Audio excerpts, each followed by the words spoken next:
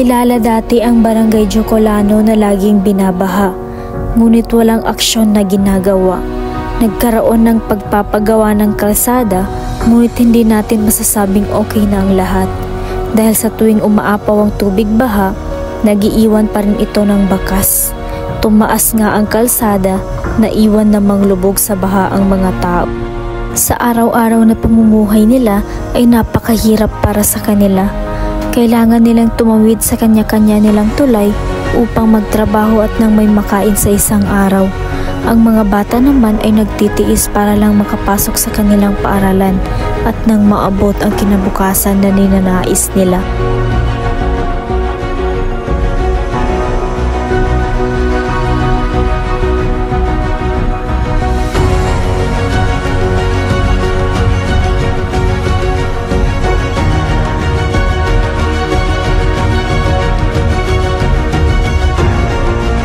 Bago namin mapuntahan ang kanilang lugar, kinailangan pa namin bumiyahe ng 45 minutes para maabot at malaman kung ano ang kalagayan nila doon. Nasa daan pa lang kami ay bumungad na sa amin ang mga bahay na hanggang ngayon ay nilulubog pa rin ng tubig baha kahit tag-init na. May mga bahay rin kaming nadaanan na wala ng tao dahil tuluyan na rin sinira ng tubig ang kanilang bahay. 4 na barangay pa ang madadaanan namin bago marating ang lugar na nasa pinakadulo pa, at ayun ang lugar na tinatawag nila na Barangay Jocolano, Tamuntaka 5. Habang naglalakad kami ay kitang-kita namin ang bakas na iniwan ng baha na hanggang ngayon ay andito pa rin, at nakilala namin si Ma'am Tambay Ayaw na residente ng nasabing lugar. Okay po na may ginlanawon ka ikadalon ka asan ma-express na kayo ni problema siya sa kano na mapaki makaid sa kuteni pangalan ka mo na. Uy. Kuana si Tubay sa ayon. Bali nakapilalagon kan auntie? Mag 45. 45. Bali nakapilalagon ka no din nakadalapasa niya siya sa Tamuntaka 5. Ano, terang ka nakalagdo pula gud. Bali, yini main na problema siya ba sa area no ba niya? Anya ka problema siya ba? May kaong paggaram na. Sangap niya ba sa kuwan namin. So kapag kuwan, kapag isra na to, minsan isin pagkapag-isra ka, yun ito. Krisis mo. Pag mas laso ay pagbagkadalam na di pa kapangin sa daso mga tao. Adi, pagkapangin sa ka, yun na, ubariig. Bali, so kabaguyag-uyag na niya bubay pantyaliano kabandagang-dagang maliban sa kabagkuana to kabagwano part na yun ka sa kabangin sa dak. Kabandagang-dagang ba niya? Kababay na di ba makabalay kayo yun ito ba na makabalay? Iga niya sa walay no niya sa babaan niya na ipatawag sa niya, di rin talaga nang gaawa. Di rin kaya ito na, maandang yun sa makina no gato naman din uman magizani mulan sa manang naman ba yun kira mulan na pagkasragi dito pagbuo na pagkasrapan. Ito yung palayan sa kanilang area na sinasabing pinagtataniman nila ng palay, ngunit ngayon ay hindi na magamit dahil sa naiwan na tubig baha. Sa tuloy-tuloy na paglalakad namin, bigla namin nadaanan si Ma'am Raida Ayunan na tumatawid sa tulay na papunta sa kanyang bahay, at nagkaroon kami ng pagkakataon na makausap namin siya. Bali, auntie, mapake makaid sa kote, pangalan ka? Uy, si Kuana Raida Lugungon Ayunan. Right. Bali, nakapila lagong ka na? 71. May nakapila lagong ka na nakandala pa siya sa Tamuntaka 5. Ano, katirin ka, namawata ko nakagalumas yan na. Lagong ko rin siya sa Kuana, Tamuntaka 5. Kapag rata-rat kami taganan na, gusto pa na siya kami. Bali, isa ka, auntie, nangini pantyaliano ka?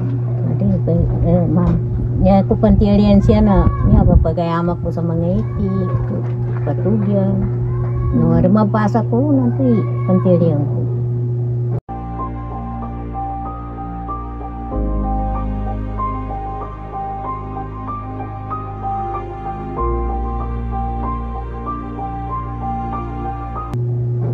Pamasa kami sa niya mga kayo.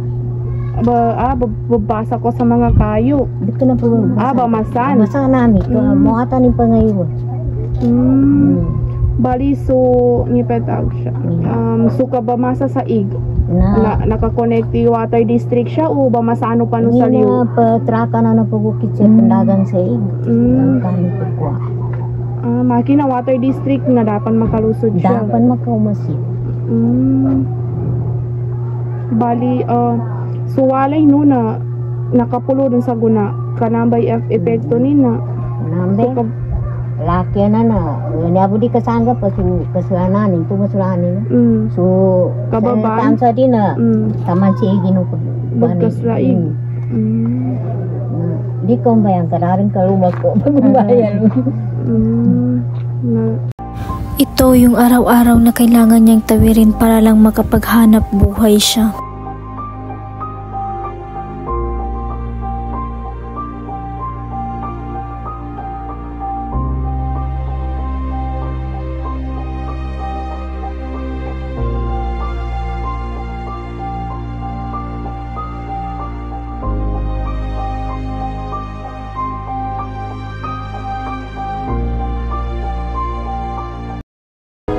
Sa paglalakad namin ay nakita namin ang tambak na basura sa gilid at katabi nito ang mga bahay na nasira at wala ng mga tao.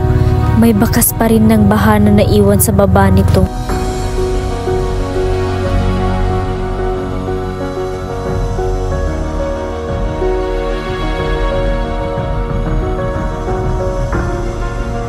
Akala namin ay nasa gilid lang yung mga bahay na nagtitiis sa tubig baha.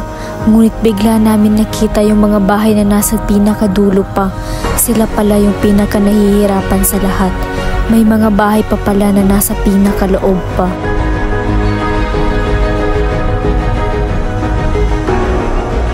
Pinuntahan pa rin namin ito para malaman ang kalagayan nila. Kinailangan pa namin tumawid sa mga tulay nila para marating namin sila. At dito na namin nakilala si Ma'am Fatima Mercelino na nagbahagi ng kanyang saloobin tungkol sa baha na nararanasan nila.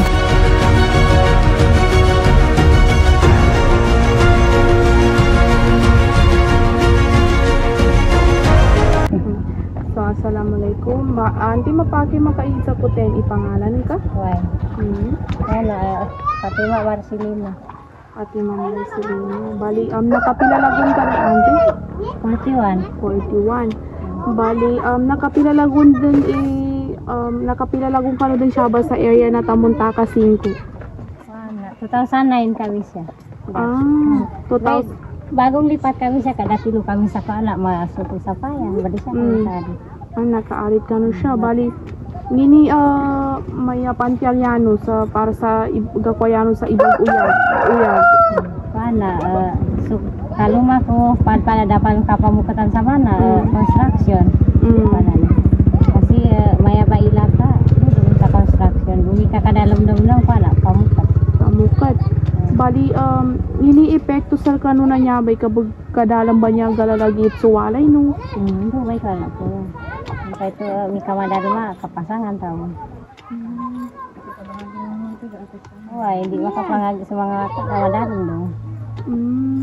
Bali suig sumaya igabagi naman no dono bagwan bamasan kadang pendeliver siya man pala mama sa kami saka container tag 10 tapos so panggagas mo sa lampay bago kan almo kakuanan maya kalot kalot.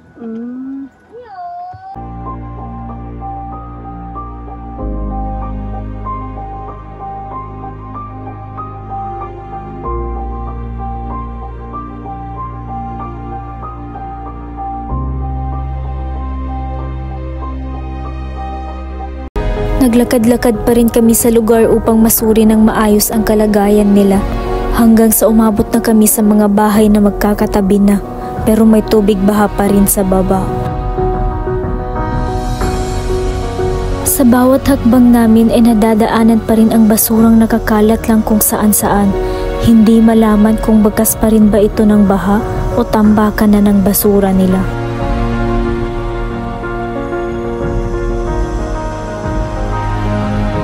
Nakilala na rin namin si Mambay Tata Ali na matagal nang nakatira sa lugar. Bali, mapaki makaid sa ko auntie te pangalan ka? Mambay Tata Banto Ali. Bali, nakapila lagun ka na auntie? Kartito. Ito, bay nakapila lagun ka no dun siya ba sa area na kamunta ka 5? Yung tumulong ko, ano kung yung tanong ko, sana yung kinisabi kinakunin. Ay, sabi ko na alit ko siya. Bali ngini may source of income no, ibaguyag-uyag no.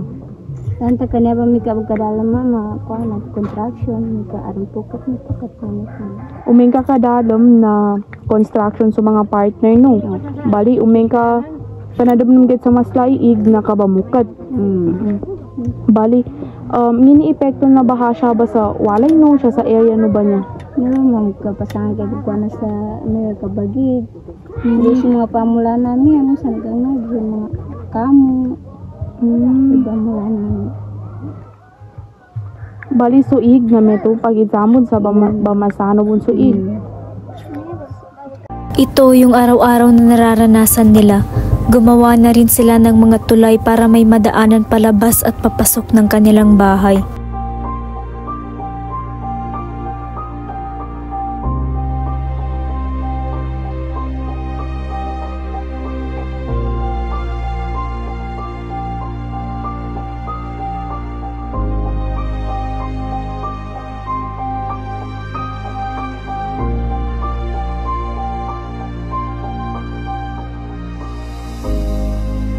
Nilibot pa namin ang buong lugar at umabot kami sa pinakadulo upang makita at malaman kung ano ang kalagayan doon. Ngunit ito ang bumungad sa amin, pinagsamang putik at tubig na buwis buhay din nadaanan ng mga sasakyan.